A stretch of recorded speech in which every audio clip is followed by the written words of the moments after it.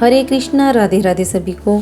आज हम श्रीमद् भागवत महापुराण का 30वां अध्याय शुरू करने जा रहे हैं, जिसमें भक्ति के कष्ट की निवृत्ति के बारे में बताया गया है। नारद जी कहते हैं, अब मैं भक्ति, ज्ञान और वैराग्य को स्थापित करने के लिए प्रयत्न पूर्वक श्री सुखदेव जी के कहे हुए भागवत शास्त्र की कथा द्वारा उज्जवल ज्ञान यज्ञ करूँगा। ये यज्ञ मुझे कहाँ करना चाहिए? आप इसके लिए कोई स्थान बता दीजिए। आप लोग वेद के पारगामी हैं, इसलिए मुझे इस सुख शास्त्र की महिमा सुनाइए। ये भी बताइए कि श्रीमद् भागवत की कथा कितने दिनों में सुनानी चाहिए और उसके सुनने की विधि क्या है। सनकादिक बोले, नारद जी, आप बड़े विनीत और विवेकी हैं। सुनिए, हम आपको ये सब बातें बताते हैं। हरिद्वार के पास अनंत नाम का एक घाट है। वहाँ अनेकों ऋषि रहते हैं तथा देवता और सिद्ध लोग भी उसका सेवन करते रहते हैं। भांति भांति के वृक्ष और लताओं के कारण में बड़ा सघन है और वहाँ बड़ी कोमल नवीन भालू बिछी हुई है। वह घाट बड़ा ही सुरम्य और एकांत प्रदेश में है। वहाँ हर समय सुनहले कमलों की सुगंध आया करती है। उसके आसपास रहने वाले सिंह, हाथी आदि परस्पर विरोधी जीवों के चित्त में भी वैर भाव नहीं है। वहाँ आप बिना किसी विशेष प्रयत्न के ही ज्ञान यज्ञ आरंभ कर दीजिए। उस स्थान पर कथा में अपूर्व रस का उदय होगा।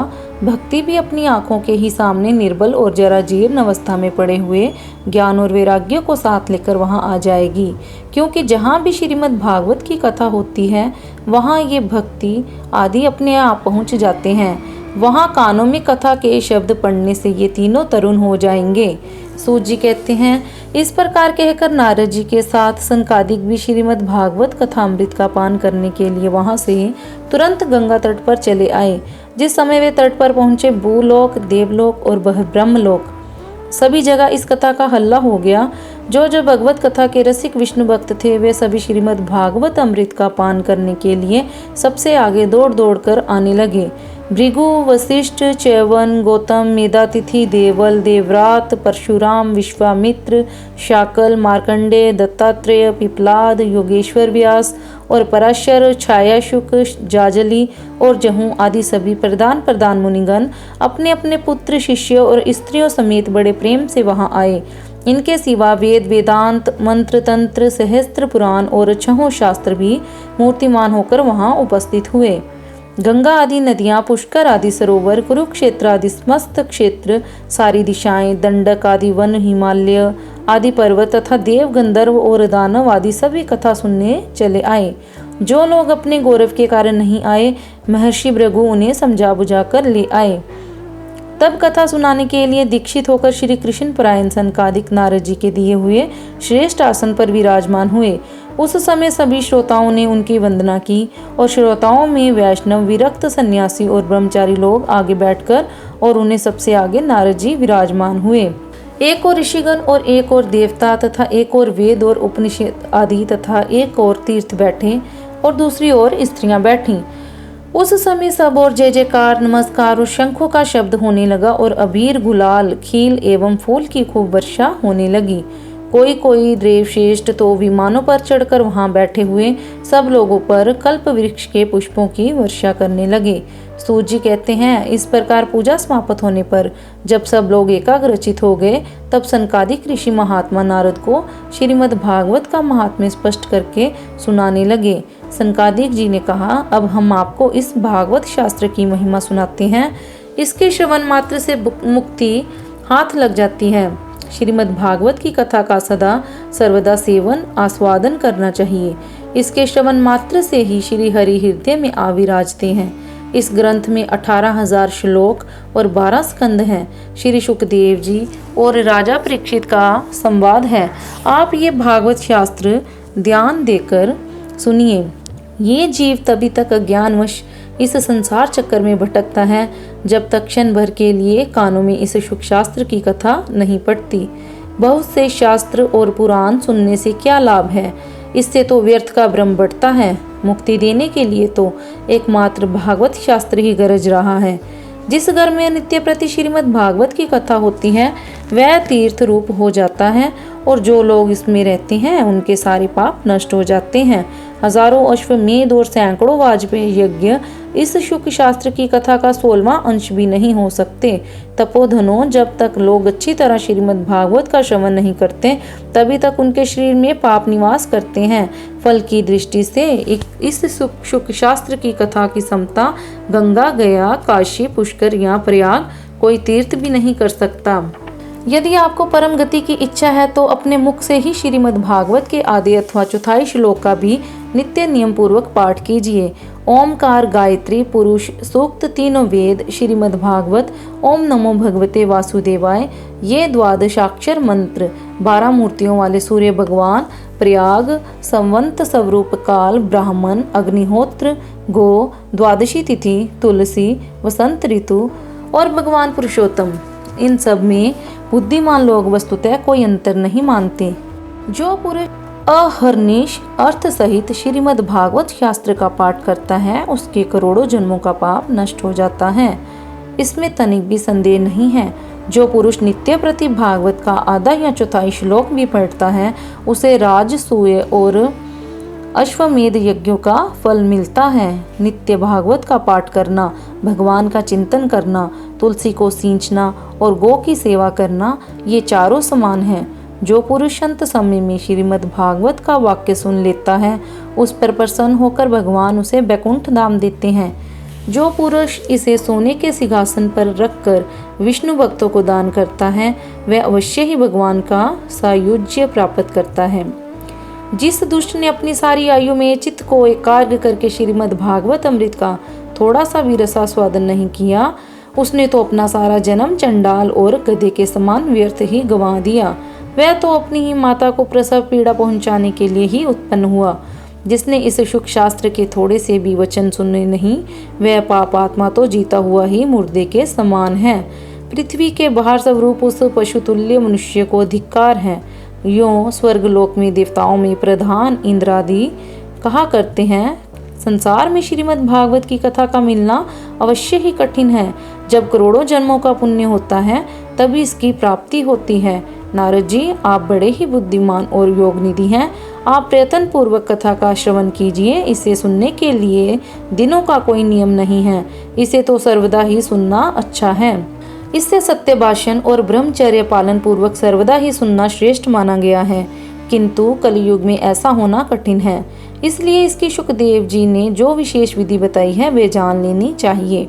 कलयुग में बहुत दिनों तक चित्त की वृत्तियों को वश में रखना, नियमों में बंधे रहना और किसी पुण्य कार्य के लिए दीक्षित रहना कठिन है। इसलिए सप्ताह श्रवण की विधि है।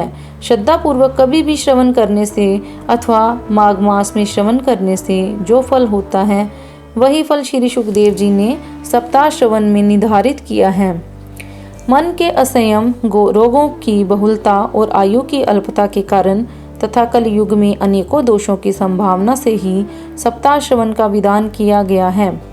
जो फल तप, योग और समाधि से भी नहीं प्राप्त हो सकता वह सर्वांग रूप में सप्ताह श्रवण से सहज में ही मिल जाता है। सप्ताह श्रवण यज्ञ से बढ़कर है, व्रत से बढ़कर है, तप से कहीं बढ़कर है, तीर्थ सेवन से तो सदा ही बड़ा है, योग से बढ़कर है, यहाँ तक कि ध्यान और ज्ञान से भी बढ़कर है। अजी, इसकी विशेषता का कहाँ तक वर्णन करें, ये तो सभी से बढ़ चढ़कर है। शौनक जी ने पूछा, सूत जी, ये तो आपने बड़े आश्चर्य की बात कही। अवश्य ही ये भागवत पुराण योग वेत्ता ब्रह्मा जी के भी आदि कारण श्री नारायण का निरूपण करता है, परंतु ये मोक्ष की प्राप्ति में ज्ञान आदि सभी साधनों का तिरस्कार करके इस युग में उनसे भी कैसे बढ़ गया। सूत जी ने कहा, शौनक जी, जब भगवान श्री कृष्ण इस धराधाम को छोड़कर अपने नित्य धाम को जाने लगे तब उनके मुखारविंद से एकादश स्कंद का ज्ञानोपदेश सुनकर भी उद्धव जी ने पूछा। उद्धव जी बोले, गोविंद, अब आप तो अपने भक्तों का कार्य करके परम धाम को पधारना चाहते हैं, किंतु मेरे मन में एक बड़ी चिंता है, उसे सुनकर आप मुझे शांत कीजिए। अब घोर कलिकाल आया ही समझिए, इसलिए संसार में फिर अनेकों दुष्ट प्रकट हो जाएंगे। उनके संसर्ग से जब अनेकों सत्पुरुष भी उग्र प्रकृति के हो जाएंगे तब उनके भार से दबकर ये गोरूपनी पृथ्वी किसकी शरण जाएगी। कमल नयन, मुझे तो आपको छोड़कर इसकी रक्षा करने वाला कोई दूसरा नहीं दिखाई देता, इसलिए भक्त वत्सल आप साधुओं पर कृपा करके यहाँ से मत जाइए। भगवान, आपने निराकार और चिन्ह मात्र होकर भी भक्तों के लिए ही ये सद्गुण रूप धारण किया है, फिर भला आपका वियोग होने पर वे भक्तजन पृथ्वी पर कैसे रह सकेंगे। निर्गुणोपासना में तो बड़ा कष्ट है, इसलिए कुछ और विचार कीजिए। प्रभाव क्षेत्र में उद्धव जी के ये वचन सुनकर भगवान सोचने लगे कि भक्तों के अवलंब के लिए मुझे क्या व्यवस्था करनी चाहिए। शौनक जी, तब भगवान ने अपनी सारी शक्ति भागवत में रख दी। वे अंतर्ध्यान होकर इस भागवत समुद्र में प्रवेश कर गए, इसलिए ये भगवान की साक्षात शब्दमयी मूर्ति है। इसके सेवन, श्रवण, पाठ अथवा दर्शन से ही मनुष्य के सारे पाप नष्ट हो जाते हैं। इसी से इसका सप्ताह श्रवण सबसे बढ़कर माना गया है और कलयुग में तो अन्य सब साधनों को छोड़कर यही प्रधान धर्म बताया गया है। कलिकाल में यही ऐसा धर्म है जो दुख, दरिद्रता, दुर्भाग्य और पापों की सफाई कर देता है तथा काम, क्रोध आदि शत्रुओं पर विजय दिलाता है। अन्यथा भगवान की इस माया से पीछा छुड़ाना देवताओं के लिए भी कठिन है। मनुष्य तो इसे छोड़ ही कैसे सकते हैं। अतः इससे छूटने के लिए भी सप्ताह श्रवण का विधान किया गया है। सूत जी कहते हैं, शौनक जी, जिस समय सनकादिक मुनीश्वर इस प्रकार सप्ताह श्रवण की महिमा का बखान कर रहे थे, उस सभा में एक बड़ा आश्चर्य हुआ। उसे मैं तुम्हें बतलाता हूँ, सुनो। वहाँ तरुणावस्था को प्राप्त हुए अपने दोनों पुत्रों को साथ लिए विशुद्ध प्रेम रूपा भक्ति बार बार श्री कृष्ण गोविंद हरे मुरारी हे नाथ नारायण वासुदेव आदि भगवान नामों का उच्चारण करती हुई अकस्मात प्रकट हो गई। सभी सदस्यों ने देखा कि परम सुंदरी भक्ति रानी भागवत के अर्थों का आभूषण पहने वहां पधारी। मुनियों की उस सभा में सभी ये तर्क वितर्क करने लगे कि ये यहाँ कैसे आईं, कैसे प्रविष्ट हुई।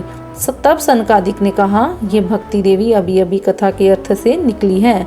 उनके ये वचन सुनकर भक्ति ने अपने पुत्रों समेत अत्यंत विनम्र होकर सनंत कुमार जी से कहा। भक्ति बोली, मैं कलयुग में नष्ट प्रायण हो गई थी, अपने कथामृत से सींचकर मुझे फिर पुष्ट कर दिया। अब आप ये बताइए कि मैं कहाँ रहूं। ये सुनकर सनकादिक ने उससे कहा, तुम भक्तों को भगवान का स्वरूप प्रदान करने वाली, अनन्य प्रेम का संपादन करने वाली, संसार रोग को निर्मूल करने वाली हो। अतः तुम धैर्य धारण करके नित्य निरंतर विष्णु भक्तों के हृदयों में ही निवास करो। ये कलयुग के दोष भले ही सारे संसार पर अपना प्रभाव डालें, किंतु वहाँ तुम पर इनकी दृष्टि भी नहीं पड़ सकेगी। इस प्रकार उनकी आज्ञा पाते ही भक्ति तुरंत भगवत भक्तों के हृदय में जा विराजी। जिनके हृदय में एकमात्र श्री हरि की भक्ति निवास करती है, वह त्रिलोकी में अत्यंत निर्धन होने पर भी परम धन्य है, क्योंकि इस भक्ति की डोरी से बंध कर तो साक्षात भगवान भी अपना परम धाम छोड़कर उनके हृदय में आकर बस जाते हैं। भूलोक में ये भागवत साक्षात पर ब्रह्मा का विग्रह है। हम इसकी महिमा कहाँ तक वर्णन करें। इसका आश्रय लेकर इसे सुनाने से तो सुनने और सुनाने वाले दोनों को ही भगवान श्री कृष्ण की समता प्राप्त हो जाती है। अतः इसे छोड़कर अन्य धर्मों से क्या प्रयोजन है। धन्यवाद।